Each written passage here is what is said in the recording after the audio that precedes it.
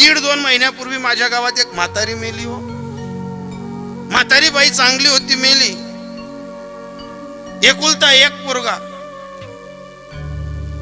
आणि परिस्थिती चांगली असताना त्या बाईने तिच्या तारुण्यपणाच्या काळात विचार केला होता की आपलं रामनं राज्य चांगलं आहे, आपल्या पुढे पैसा आहे, जमीन जुमला आहे. पण त्या बाईनं त्या काळात विचार केला होता की आपला भाऊ नदारी नाही, आपला भाऊ गरीबी नाही, आपण आपला भाऊनी पोर करी लिहू, तो बी वागायचं, आपला बी दिन निघ जातील, तिना बी दिन निघ जातील, आणि आपल्या म्हातारपणी आपली भाची सून आपल्याला कामी पडेल. आता हे जे जुने लोक नात्या गोत्यांमध्ये संबंध करायचे ना, यांचा हेतू चुकीचा नाही राहायचा. यांचं सूत्र एकच राहायचं की जोपर्यंत आपण रक्ताची आणि शरीराची नाती सांभाळतो ना, तोपर्यंत घरामध्ये कलह घुसत नाही, वाद घुसत नाही. नाही तर कलह आणि वाद काय करतो माहितीये का? एका टाळी वाजल्याने महाभारत झालं. फक्त एकदा टाळी वाजली, आंधळ्याचा पोरगा किती मेले, मोजता येतील, लिहिता येतील. काय झालं? एकचदा फक्त बाहेरच्या बाईचं ऐकलं.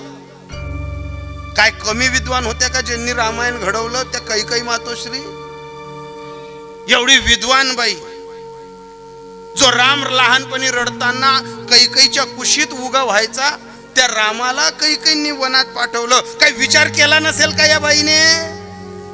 पण एक लक्षात ठेवा, नांदत्या घरांमध्ये ज्या दिवशी भिंती उभ्या राहतात ना, त्या दिवशी अंदाज काढायचा की असले गुरु बाहेर ना भेटेल शे. नांदता गरज म्हणजे दिन उभ्या भीती चालतीस ना, हे त्या माणसांमुळे नाही, घरमा कोणीतरी किडा पाणणारा येले, मने मोडणारा येले. आणि प्रत्येकाने आपले कुटुंब सांभाळताना पहिला मुद्दा हा करा की क्षणोक्षणी हाची करावा विचार. पहिले हा विचार करा. आता त्या बाईनं ठरवलं की भाची सून करायची बुवा. त्याकडे थाटात लग्न मिग्न बीद मीद पाहिजे तसा दंडोरा पिटला गेला. भावाची पोरगी केली, भावाची पोरगी केली, आणि तीच बाई आता 1.5 महिन्यापूर्वी मेली महाराज. मरताना त्या बाईला शेवटच्या काळी पॅरेलच झालेला होता. 2-2.5 वर्ष खाटेवर होती. घरदार सर्व आबादित असताना ती खाटेवर पडलेली बाई 1.5 महिन्यापूर्वी मेली. पण मरण्याच्या अगोदर 15 दिवसापूर्वी जी सून वाजवत आणली, गाजवत आणली, भर भाऊबंदकीत मिरवत आणली, नाक लावून सगळ्या सोयऱ्यांना सांगितलं मी म्हणा भाऊनी पोर करलय नू, मी सगळ्या सोयऱ्यास मी जिकीलय नू. त्या भाचे सुनेला मरण्याच्या अगोदर 10-15 दिवसापूर्वी, 1.5 महिन्यापूर्वीचा जो कालखंड आहे त्याच्या अगोदर ती बाई खाटेवर एकच सांगत होती, अ बाई मला काही आता खरं वाटत नाही, मला जीवन काही खरं वाटत नाही, मला फक्त डिंडरा खावा नाही, तुला हातीरी मला फक्त डिंडरा काढते. आता सर्व म्हाताऱ्या बाया आहेत तिथं बसलेल्या, माणसं आहेत. तुम्हाला सांगू का, आपल्या अपेक्षा मोठ्या नाहीयेत, आपली चव मोठी नाहीये. पण ज्यांनी गरिबीतनं दिवस काढलेत ना, त्यांना हे साधे साधे पदार्थ आवडतात. डिंडरा म्हणजे काय बोलती न्यामती वस्तू आहे. असं पाकिस्तान मध्ये दायदीने पडत बुवा, आणि अमेरिका मध्ये पीठ डाईनं पडत बुवा. असं काही आहे का? डिंडरा म्हणजे डिंडरा म्हणजे डिंडरे समजतात ना इकडे, ज्या मुंगनी आहे ना, आता पराठे जसे करतात बाया तसं. आणि मग ते खाटेवर शेवटच्या घटिकेला असणारी सासू एकच सांगायची, हो बे मला जसा डिंडरा काढ दे. आता असतील ते तारुण्यपणातले वाद विवाद काही असतील, घरामध्ये थोडेसे मन वाकडे असतील. आणि एक लक्षात ठेवा, आपल्या हिंदू धर्माच्या संस्कृतीने आपल्याला एक तत्व शिकवलेलं आहे, मरणदार एक तर तोरणदार. माणूस ना 1000 वाद विसराना, हे ज्याला विसरता आलं ना त्याला आयुष्य गोड करता येतं. असतील व घरोघरी आहेत. मी एवढा टमटम बोलतोय ना, माझ्याही घरी माझी आई माझी पत्नी ज्या दिन अशा डिप्या शिलकी जातीस त्या दिन आज वाढत कोणतावर पाणी शिपडो बा, कोणतील थंडी पाडो बा. काय आमच्याकडे वाद नाही येत का? आमच्याकडे नाही येत का? अहो घरोघरी मातीच्या चुली आहेत, कोणाच्याही घरी जा. फक्त एवढं जे तुम्ही बसून ऐकतायत मी वटवट करायला, या सर्व बायांना असं वाटत असेल महाराज तुम्ही खूप स्वभावाने चांगले आहेत बा, मी कितला गुण नाही आहे, फक्त आमनी घरी पाहिजे विचारा. या तुम्ही माझ्या घरी, आणि आणि एवढंच म्हणा ताई महाराज काय कीर्तन मग गोड बोलतो बाजी एकच सांगेल तो बाहेरच गोड बोल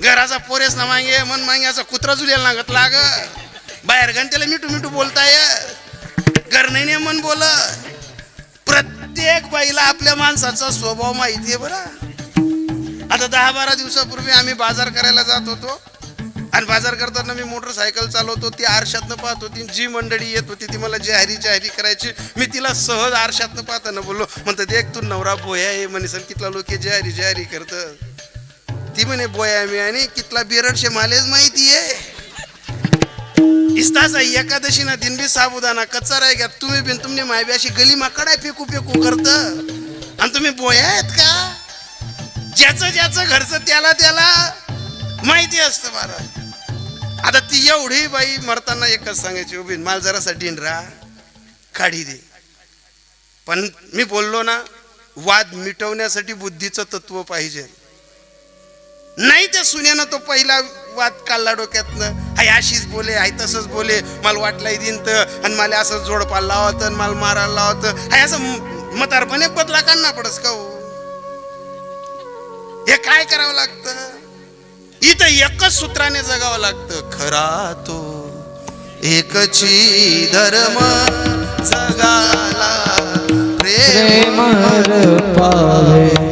जगाला प्रेम अर्पण द्या ना जगाला वाटून जा ना ती खाटेवरची बाई सांगायची उभी माल डिंडरा काढते नाही ऐकलं घरच्या माणसाने सांगितलं म्हणे का ग आई डिंडरा काढा सांगऱ्यांनी काढी दे ना तर ती बाई नवऱ्याला सांगायची ज्याने माय होई तो डिंडरा काढी खरं सांगा ताई माले माणसे डिंडरा काढतस का माणसेतले डिंडरा काढता येतील का माणसे डिंडराने काढत डिंडरानागत बनाडत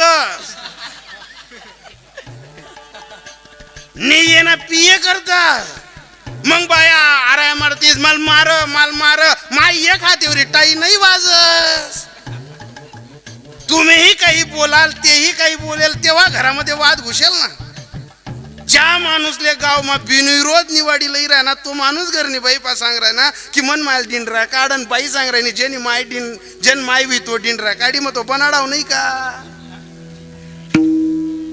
हा तर विचार करायचा आहे ना आपल्याला शनोक्षण नाही काढले बुवा त्या बाईने ती बाई 1.5-2 महिन्यापूर्वी वारली आणि जी बाई वारली ना तिच्या गलीमध्ये अशी डोली सजवणं चालू होतं आमचे जवळपासचे घर आम्ही ते डोली सजवतोय कोणी नारळ खोशे कोणी झेंडा खोशे कोणी सुतया बांधे आणि त्या सर्व गोष्टी आम्ही करताना आम्ही तो चित्रपट सर्व पाहिलेला होता काय गरमा चालाय तर बुवा नाही चालाय तर बुवा जी बाईनी सासून डोकं इचर नाही जिने लुगडं नेसाड नाही जिने डिंडरा कावडात नाही ती गली मारडे म्हणे घरनी शान चालली गई ती बाई गली मारडे म्हण घरनी तिजोरी चालली गई ती बाई रडेन मी विठ्ठलकडे देऊ म्हणतो व विठ्ठल तू ना बी डोळ्याला आहे अरे तू तर देख भाऊ थोडस अरे आई बाईने डोकं इसर नाही ना आई बाईने डिंडरा काढत नाही बाई घरनी शान म्हण राहिली मला ती रडायची ना काहीच विशेष वाटलं नाही पण खरं संतापजन्य केव्हा झालं सांगू का ती रडत होती आणि काही गलीमधल्या तोंड चोपड्या मने धरणाऱ्या घरे फोडणाऱ्या येरमेकना घरमा आग लावणाऱ्या येरमेकण्या चायल दाबायल त्या तिना पापटी सन तिल समजाड गनावर बिंतुनी गनावर बिंतुनी गनावर बिंतुनी गनावर मी इटलकडे देऊ का म्हणतो ओ इटोबा तू खाले आहेस का मी विठ्ठलाला सांगायचो की विठ्ठला जी म्हातारी मेली आहे ना तिला नको उचलू या गली मधल्या डुप्लिकेट इथल्या खपाड इसले उचल इसले ठेवू नको अरे जर एखाद्या गलीमध्ये चुकत असेल तर ज्येष्ठ माणसांनी कान उघडणी केली पाहिजे ना बोललं पाहिजे ना कारण इथं तुकोबरांचं सूत्र आहे सत्य बोल मुखे